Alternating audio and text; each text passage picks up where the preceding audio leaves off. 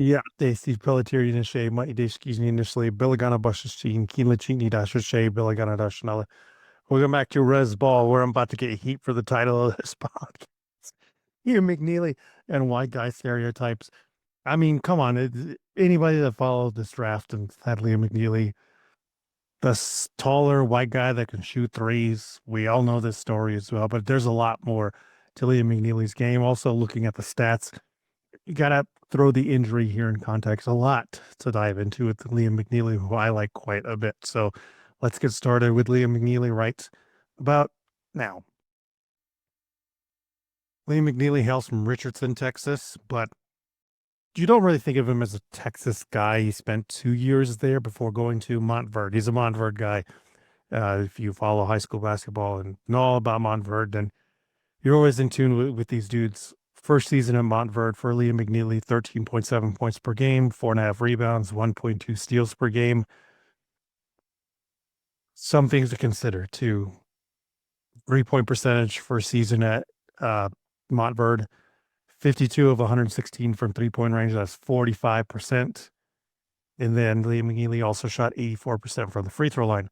Final season, senior year at Montverde, Liam McNeeley scored 12.5 points per game, 3.8 rebounds per game, 2.8 assists per game, was 68 of 155 shots from three for 44%, and then was 75% from the free throw line. Again, keep those numbers in mind. 45% from three, 84% from the free throw line as a junior, 44% from three as a senior, 75% from the free throw line. He had a high ankle sprain in the January 1st game against DePaul. Again, I'm going to give you the numbers from UConn in the season here in a minute. Keep those numbers in mind because it does factor into what level of shooter and the jumper being a main weapon here. Pre-ankle sprain, post-ankle sprain, we'll break down those numbers. I mean, before the ankle sprain on January 2nd, 2025, a lot of numbers had Liam McNeeley as the highest rated defensive player on UConn's roster as well. I believe that Liam McNeeley's like the most played freshman in Dan Hurley's era as well, averaged 32.1 minutes per game. I mean, Dan Hurley doesn't just hand out minutes. His team just won 2 titles the season before and the season before that. So, yeah, if you come into this situation and you're getting 32.1 minutes per game, your coach is calling you, your title winning coach, back to back title winning coach is calling you like your best player. We need him, all that stuff. You know, you're good.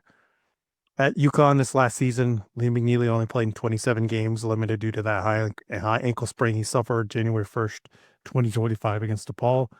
But in these 27 games, Liam McNeeley scored 14.5 points per game, pulled in 6 rebounds, dished out 2.3 assists per game, zero point 0.6 steals, 0.2 blocks per game, and then just 1.9 turnovers per game. Shooting splits for Liam McNeeley were 43.6% from 2-point range, 31.7% from 3-point range, and then 86.6% from the free throw line. All of this translates into a true shooting percentage of 52.9%. Again, yes, I understand that's a bad true shooting percentage. It's one of the worst we've seen. I mean, it's almost right there in line with Caleb Love, 52.9% true shooting. But let's break down the stats. Again, I cannot stress this enough. Liam McNeeley suffered a high ankle sprain in the January 1st game against DePaul. These were his numbers before then. 14 games before from the start of the season, which is November 6th, to that January 1st game where he did get injured. 14 games, these are Liam McNeeley's stats. 13.6 points per game, 5.8 rebounds, 2.6 assists, 0.4 steals, 0.4 blocks per game, 1.4 turnovers. Pretty similar to like the overall stats, a little bit more in the points. Shooting splits in these first 14 games pre-injury, 47.8% from 2-point range, 37.9% from 3-point range, and then 85% from the free throw line. So it was setting up to be like, this looks like a nice supplementary role player. Again, the white guy stereotype, right? Oh, he's the tall white guy. They can shoot. I don't know about these defensive numbers. Cue up the Kyle Korver comps, cue up the Corey Kispert comps, right? Like you hear them all coming. Unfortunately, Liam McNeeley gets hurt in that DePaul game the rest of the way. He missed all of January, didn't come back until February 7th. against St. John's. So February 7th on down. The final 13 games of Liam McNeeley's season after the high ankle sprain, 15.5 points per game, 6.2 rebounds per game, 1.9 assists, 0.7 steals, 0.1 blocks per game, and then 2.4 turnovers per game. Shooting splits for Liam McNeeley in these final 13 games: 40.8% from 2-point range, 26.6% from 3-point range, brutal. And then 88.1% from the free throw line. I'm going to argue like the high ankle sprain. You don't just come back from the high ankle sprain in 1 month. I'm sorry. And if one of the main things it's going to affect is a jump shooter, because you just can't get your feet set right, like that high ankle sprain is bothering you. You're not going to be able to generate power in your lower body.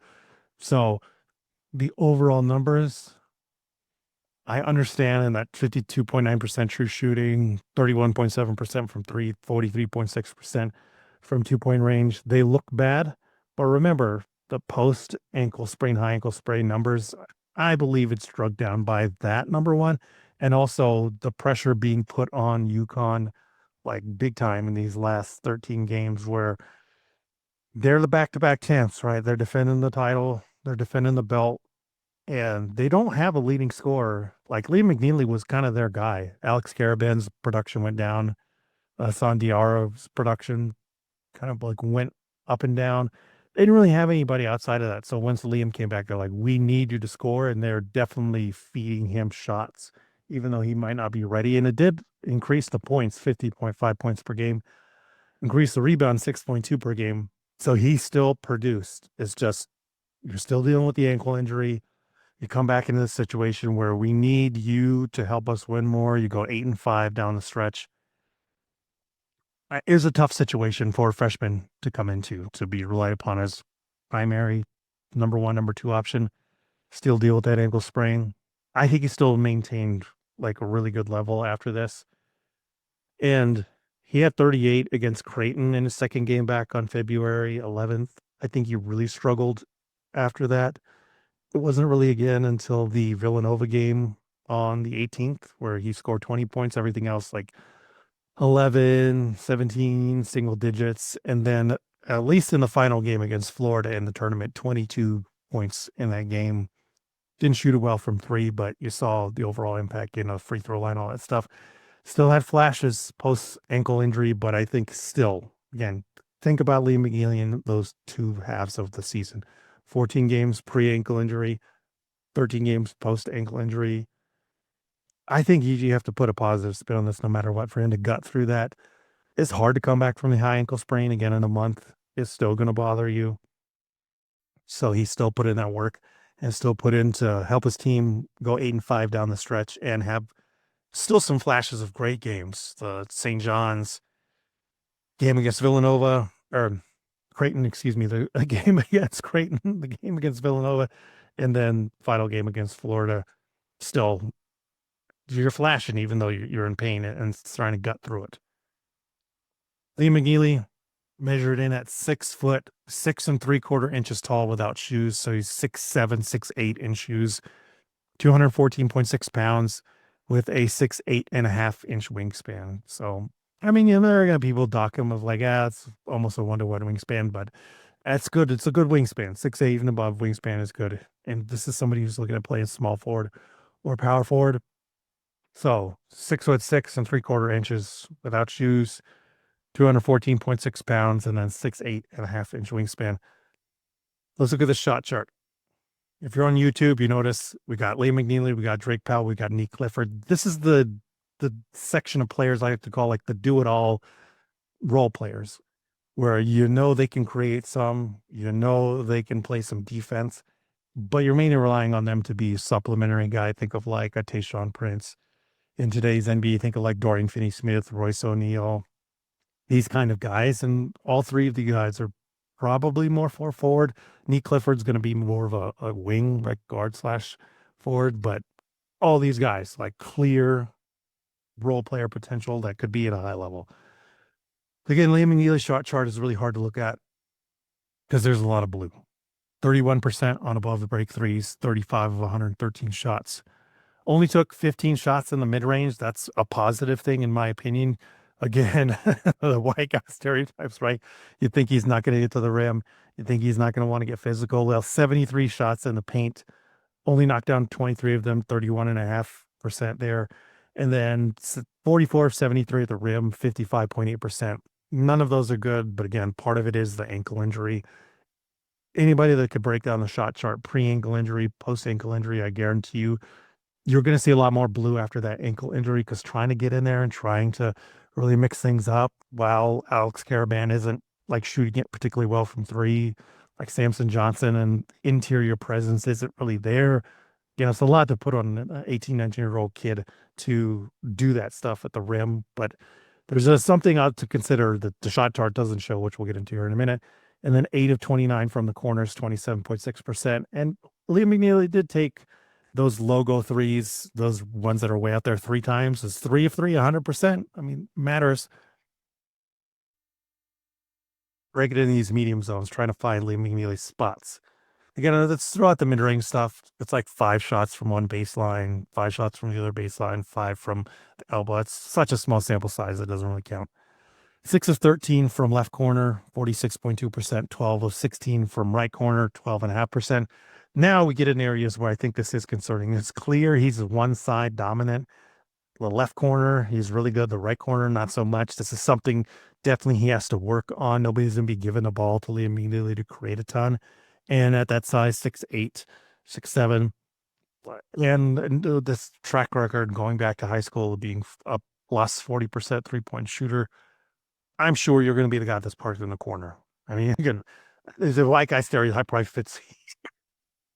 It's like the Eric Dixon thing of like, okay, we know you put up a ton of threes and we want you to be a floor spacer and you're a forward. So that's normally where the spot you're going to be put into is in the corner. So the corner numbers have to get better.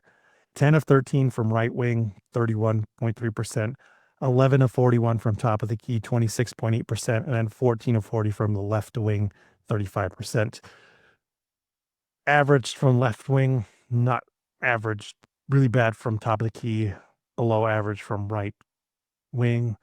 Again, that's why I started with the 44%, 45% as a junior, 3-point percentage, 84% from the free throw line, 44% as a senior, 75% from the free throw line as a senior at Montverde. And then at UConn, 86.6% from the free throw line. All of those indicate the mechanics are really good. And this is where I will hand wave off those really bad percentages of like, it's the ankle injury. You don't shoot that well, even in high school. And it's playing at Montverde. It's not like he's playing cookie cutter competition. No offense to people that don't play out of these like mega conferences, but I think my Montverde, you're playing against the best of the best, like Lehigh, Link Academy, IMG. Like you're getting the best shot from the best teams all over the place. So to be that high level of a shooter in that environment, fantastic. The free throw numbers reflect that also, and the free throw numbers continue to reflect that in college. You're 37.9% before you injure your ankle, and then after that is when it goes down. It's like buy into the shot. That's all I'm saying. Buy into the shot. I think this is somebody that's still going to be like high 30s, 3-point percentage, but the area to work on is from the corners. Like that's definitely going to make Liam McNeeley a lot of money. I mean, if nothing else works out, if you don't buy into the rest of the offensive game, if you don't buy into the defense, you don't buy into the rebounding. If nothing else, this is somebody that profiles like Eric Dixon. Just put him in the corners, let him fire away. He can be that if nothing else works out. I mentioned something else in the offensive profile, though. If you notice, 4.7 free throw attempts per game. This is what I kind of labeled like the white guy stereotype thing. Think of the Corey Kisperts, think of like the Kyle Korver. Those guys don't get to the free throw line. Those guys don't really handle the ball. Free throw attempt rate for Liam McNeeley was 46, or free throw attempt rate for Liam McNeeley was 41%. That's very high for somebody that's thought of as just like a shooter. And if you watch the way that Liam McNeeley attacks, sometimes he does drive, but a lot of what UConn like to do is run him off ball, like either starting from the corner and do kind of like a pin down type of thing, or just start him from like the baseline and same thing, do like a curl or whatever. And a lot of times Liam would shoot that ball, but when he gets it, he's able to drive and get in the paint and get in to the rim and draw contact. 41.9% 0% free throw attempt rate means I know how to be physical. I know how to utilize my body and get extra points. So that's part of the reason why I'm so bullish on Liam McNeeley is number one, the background as a shooter indicates this is a high level 3-point shooter. And then the game and him being able to operate off ball, on ball, and continue to generate free throws. This is a good combination of skills to have for a role player. 25.6% usage, too. I mean, again, UConn really relied upon him as 18, 19-year-old kid to generate offense.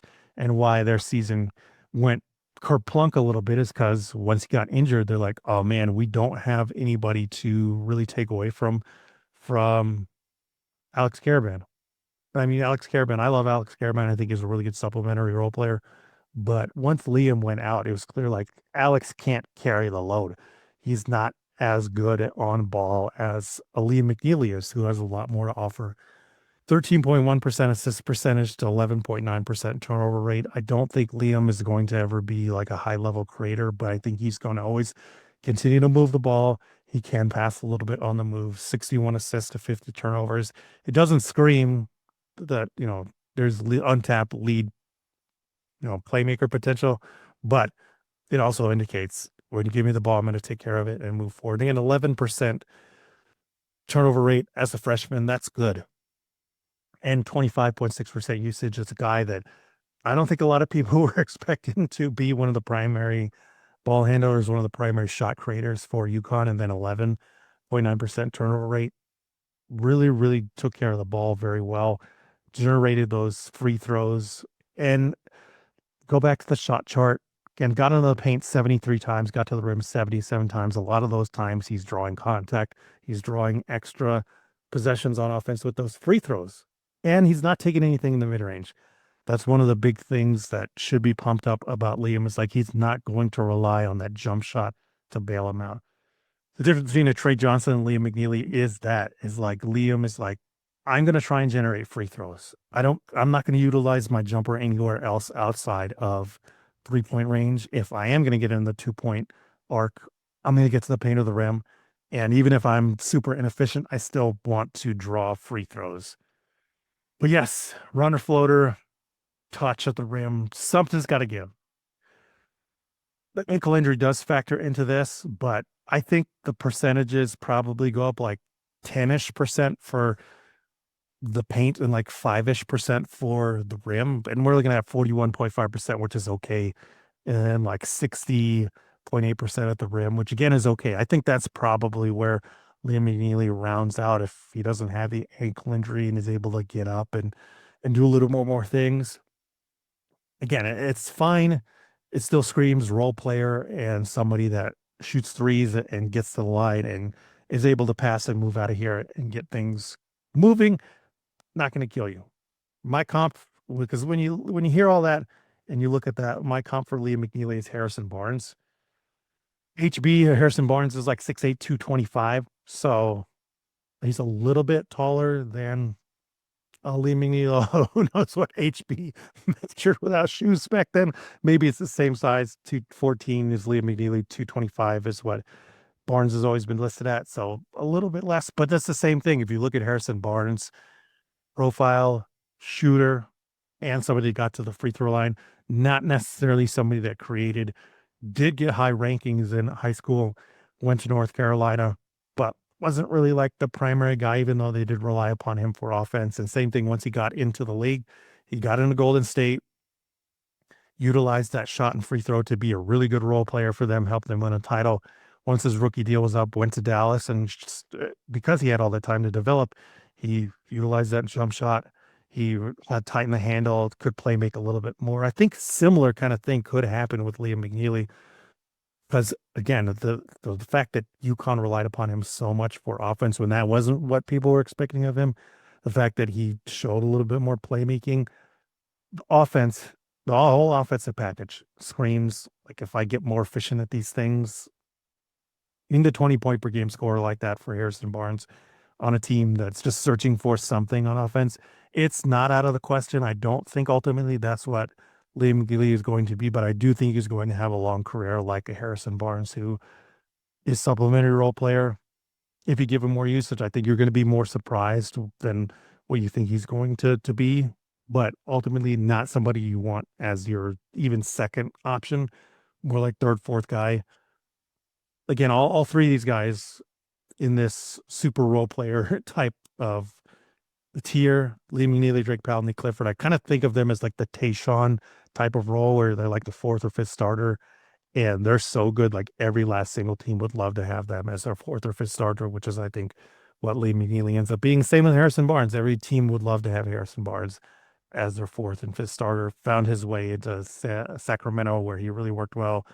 San Antonio traded for him. It seemed like a salary dump, but again, like they need that spacer forward next to Wembanyama and a vet's vet that had a really good game ever since he came in the league that just aged like fine wine as he went further along into his NBA career.